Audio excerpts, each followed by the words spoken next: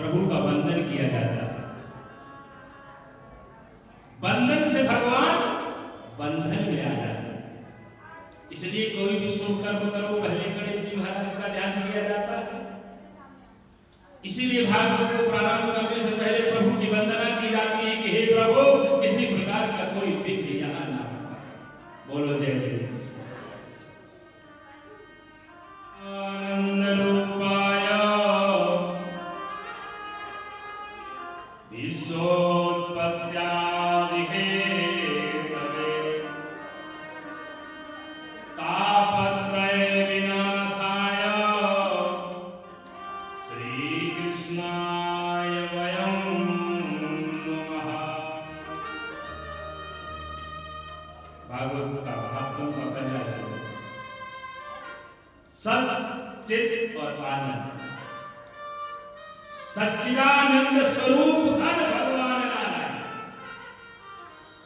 सत चित और आनंद, थोड़ा सा ध्यान देना।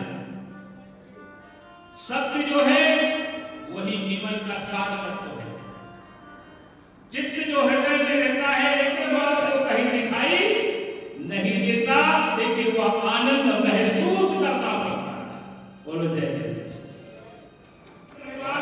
समाज में वह आनंद अपने अंदर है। बोलो जय जय।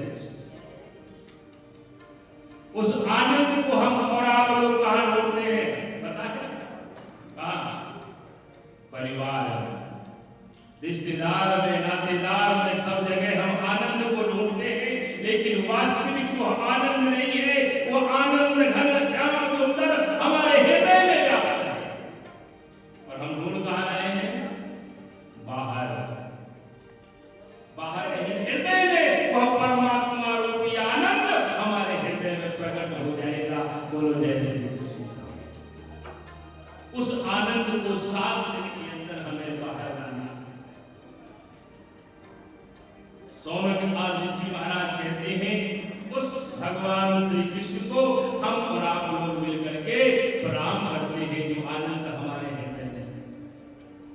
हमें वह कथा सुनाइए जो हमारे हृदय को, हमारे मन मस्तिष्क को और हमारे अंदर बैठे हुए अज्ञान रूपी अंधकार को प्रभु नष्ट कर दे। ऐसी कथा सुनने की इच्छा है।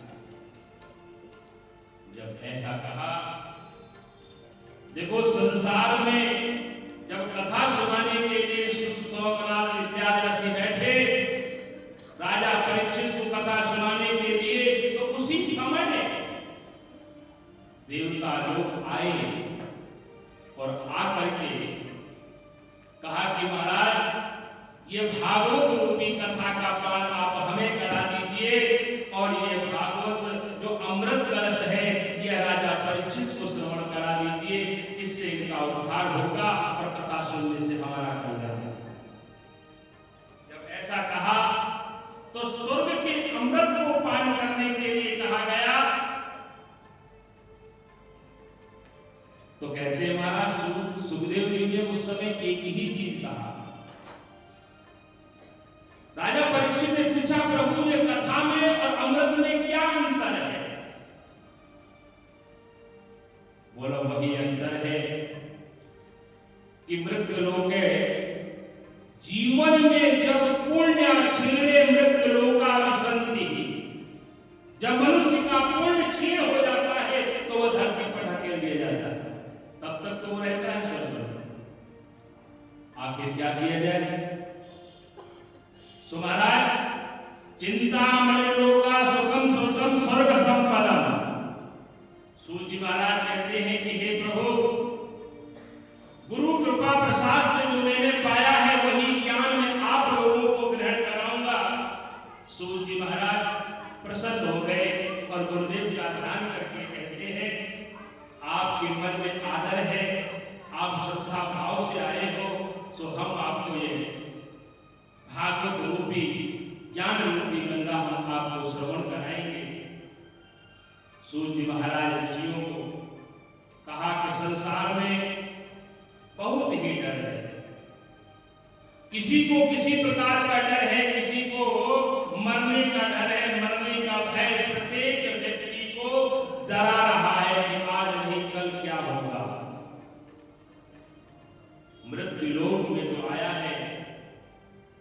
आज नहीं तो कल जाएगा जरूर।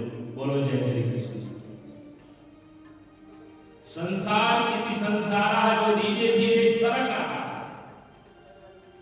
यह संसार से हमको राम को आज नहीं कल जाना है। धीरे धीरे आयु क्षीण हो रही है और हमें आपको तैयारी करनी है, क्योंकि काल बैठा हुआ है। कि काला प्याल मुखग्रासा सत्रास निर्वाण है तवे श्रीमद्भागवतम शास्त्रम कलोकीरेण भाषितम्। यह भागवत रूपी वह फल है जिसका ज्ञान हमारे जीवन में होगा। इस संसार को भय से समाप्त करने के लिए महाभागवत सुखदेव जी महाराज ने श्रीमद् भागवत को कलयुग में प्रकट किया। तोता जो होता है ना, ये बहुत मीठा बोलता है ना, किंतु बोलता वही है जो हम उसे सिखा देते हैं।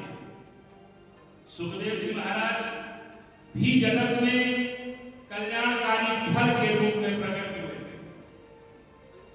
यह वह फल है जिसमें सुखदेव महाराज तोते का फल देखा ना, तोते का जिसमें मुख लग जाए वो फल अपने आप मीठा हो जाता है। इसी प्रकार सुखदेव जी महाराज के मुख से यह भागवत रूपी फल निकला है। इसमें गुठली नहीं है, किसी भी प्रकार का त्याग की वस्तु नहीं है जिसे त्याग किया जाए, सब ग्रहण करने लायक है। आप कहोगे महाराज श्रीमद् भागवतम रसवालयम घोरवो रसिका बोलो भागवत, बोलो भागवत रूपी फल को लघुन्यन्यानि जातानि गौरवेण इदं महत् तदर्शिना सर्वे विस्मयं परमहयम्। सब देवता और महात्मा आश्चर्यचकित हो गए कि श्रीमद् भागवत कथा की तुलना में सारे धर्मशास्त्र फेल हो गए। साक्षात भगवान श्री कृष्ण कलयुग में कलुषित प्राणियों का कल्याण करने के लिए ही ये श्रीमद् भागवत में आकर के मेरे प्रभु विराजमान हो गए। इसीलिए भागवत के प्रत्येक अक्षर के अंदर मेरे गोविंद की स्थापना है। सूर्य जी महाराज कहते हैं कि ध्यान देकर के सुनो।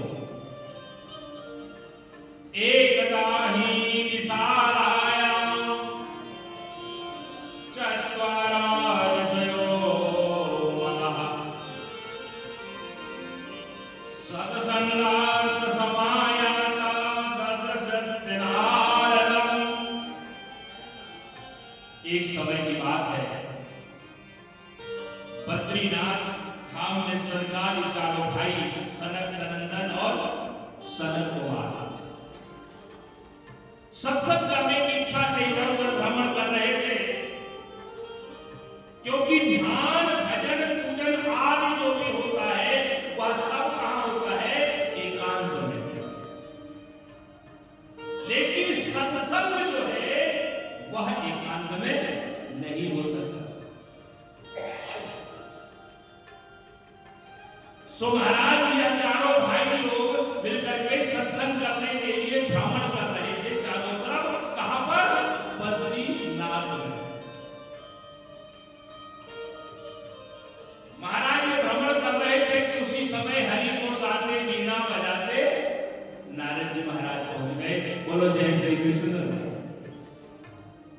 नहीं बोलोगे ना तो बुलवाना आता है। बोलो जय श्री कृष्ण। आज का जमाना पता है कैसे का होता है, जबरदस्ती बुलवाना पड़ता है। देखो कुंभकर्ण की पत्नी जो थी ना, उसका नाम था निंद्रा देवी। किसी को वीर रस, किसी को हास्य रस और किसी को कोई सा रस पसंद है, तो ये नींद जो है ना वो सिर पे सवार हो जाती है। आधा घंटे बाद सब भाग जाएगा, क्योंकि पाप जो है ना वो हमारे सिर पर लगता है। जन्म जन्म प्रभु जतन कराई और अंत राम आवत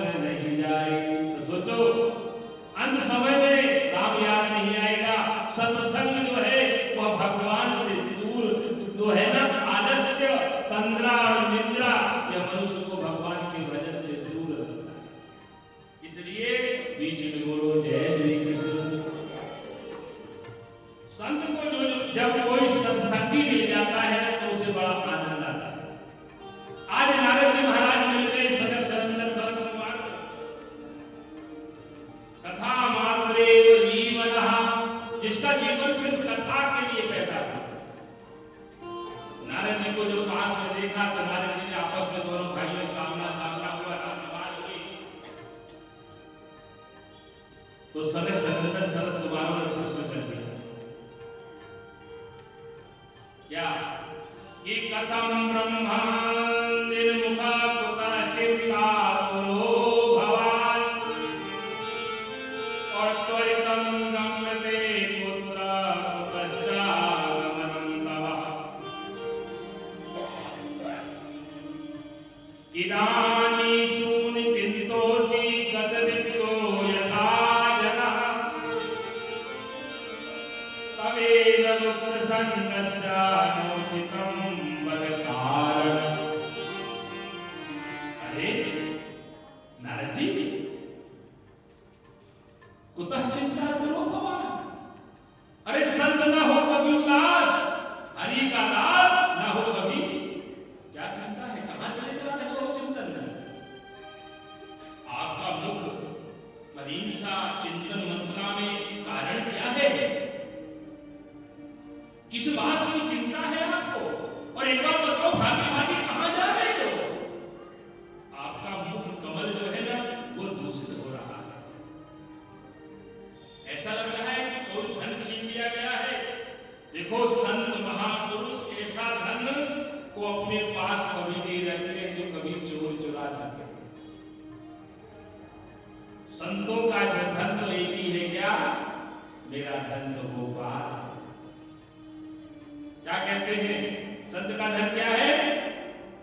हमारो धन राधा श्री राधा श्री राधा, हमारो धन राधा श्री राधा श्री राधा, हमारो धन राधा श्री राधा श्री